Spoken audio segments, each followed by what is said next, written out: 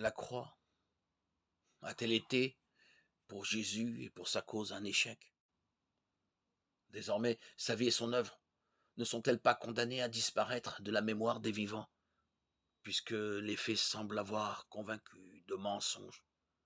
Si Dieu, à la croix, ne l'a pas sauvé, n'est-ce pas parce qu'il a refusé de le reconnaître et d'authentifier son message? N'a-t-il pas rejeté comme un pécheur et un impie? Mais quel Dieu peut rejeter une vie comme la sienne?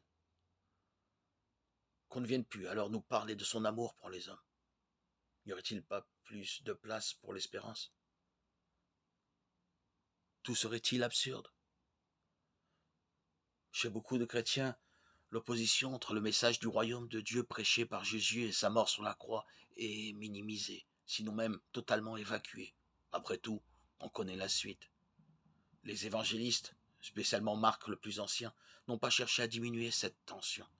Les récits de Pâques contenus dans le Nouveau Testament donnent une réponse aux questions posées, mais n'atténuent pas le scandale de la croix, le drame de la mort. L'arrachement douloureux à l'existence humaine ne sont pas édulcorés, comme si, après tout, il n'y avait que demi-mal, comme si Jésus avait, sous une autre forme, retrouvé purement et simplement la vie qu'il possédait ici-bas. Non, Jésus ne continue pas dans l'au-delà ou ailleurs l'existence qu'il avait menée sur terre.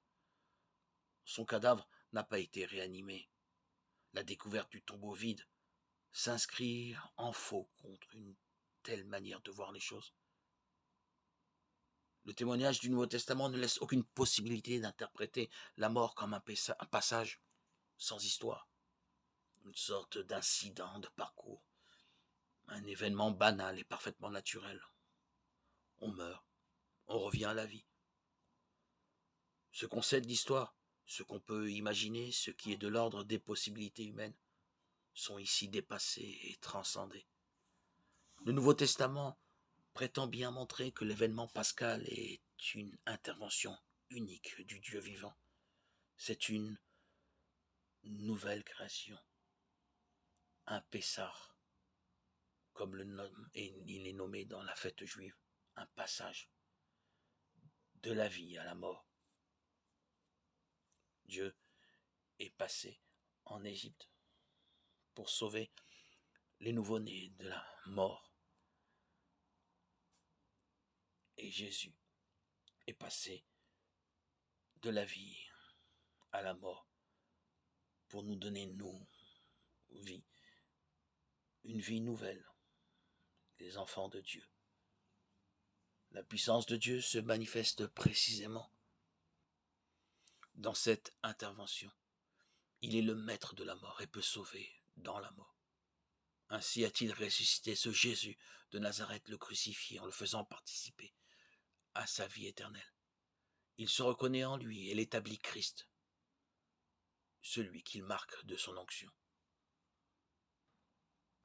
En se manifestant comme le témoin choisi par Dieu, le ressuscité témoigne de la fidélité et de la véracité de Dieu. Mais il n'appartient plus à ce monde. Il est dans l'éternité, établi pour toujours dans l'intimité de Dieu. Grâce à leur expérience de l'événement pascal, les disciples ont compris qu'il était le Christ de Dieu, le Fils. Et ils appellent les hommes à confesser et à proclamer Jésus est Seigneur, Dieu, à la gloire du Père. Philippiens 2,11.